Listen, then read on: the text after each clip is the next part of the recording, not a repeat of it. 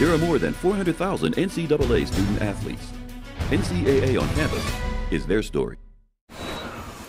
Today, NCAA On Campus visits the small town of Hartsville, South Carolina. It's the home of Division II Coker College, and Coker is home to math whiz and goalie supreme James Sweeney, who last year led his team to their first ever appearance in the NCAA tournament. James had 7 shutouts, an .817 save percentage, and allowed .61 goals a game. All those numbers might confuse you, but not James. He's a math major and smart enough to be on the Capital One Academic All-America team. To tell us more, here is Kelley Godbout, a 2-sport athlete and biology major at Coker. Welcome to the home of the Cobras, the only NCAA school with the Cobras as a mascot. Coker College was founded in 1908 by Civil War officer and industrialist Major James Coker. For the first 60 years, this was an all-girls school, but we've been co-ed since 1969. We have about 1,200 students, and our average class size is just 14. We're known for roundtable learning, a nationally acclaimed classroom practice bringing students and professors together in small groups of discussion. Coker continues to redefine ready. James Sweeney would be at the head of the table, if a roundtable had a head. He has a perfect 4.0 GPA. I just wanted to get good grades, and I just happened to get a 4.0, but now it's a goal of mine. I want to make sure that I stay sharp and keep the 4.0, so there's a little bit of pressure going into the last 2 semesters. James is one of those students that understands what he's here to do. He's not here to get 4.0s, he's here to learn. I like math because there's always a right answer. With most different majors, you can argue and complain for days and still no one will have a correct answer, but with math, there's a certain way to do something and you know that you're going to do it right and get the right answer. The amount of hours I study every day varies a little bit. I would say at least 2 hours, probably a maximum of 5, depending on whether I have a test coming up or there's a big homework assignment. Just the other day I spent 2.5 hours on a single math problem that I couldn't figure out. I was banging my head on the desk after a couple hours, but most days aren't like that. The trips to games are actually probably the best times to get work done. You have nothing else to do other than listen to music, so you just pull out a book, read even a couple chapters ahead so that when you miss class the next day for a game, then you're already caught up on what you need to be caught up on.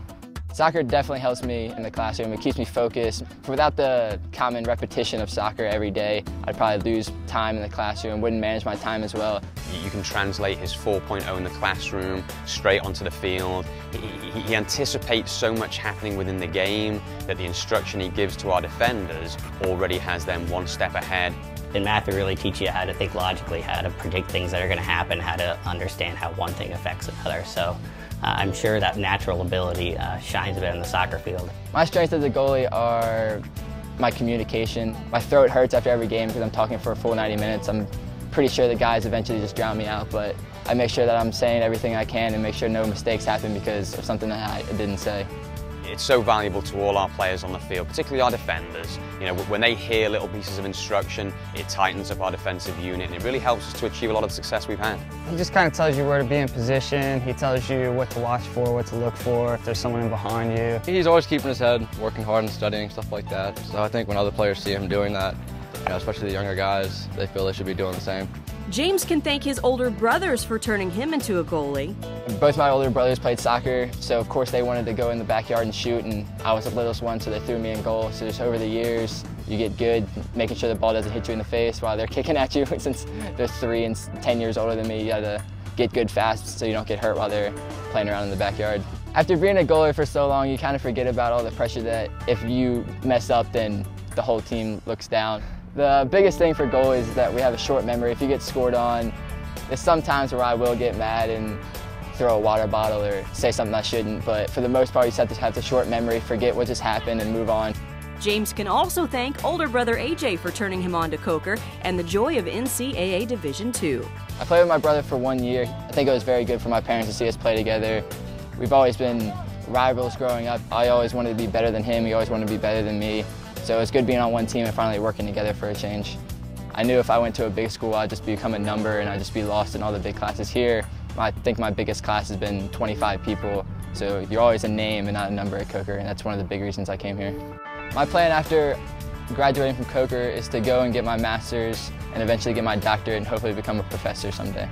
People have always come to me for help with math, and I actually enjoy helping them understand that moment where they go, oh, I finally understand it, and it's partially because of what you said. It's a good feeling. James is already busy teaching as part of Coker's Enactus program that, among other fine efforts, tutors local high school kids and helps them prepare for the SATs. And does mathematician James Sweeney have a favorite mathematician? I don't know if I have a favorite one. There's a couple good ones. Einstein is always everyone's favorite. He created E equals MC squared, which no one really knows what it means, but everyone likes to write it on boards. And there's a couple other mathematicians, Laplace, Newton, all those. Newton I don't really like because he created calculus, and no one likes calculus. Thanks for sharing your wisdom, James, and for being such a great example of an NCAA student-athlete. And thank you for watching. Check out more stories about fantastic student-athletes at ncaa.com. And remember, make the most of your time on campus.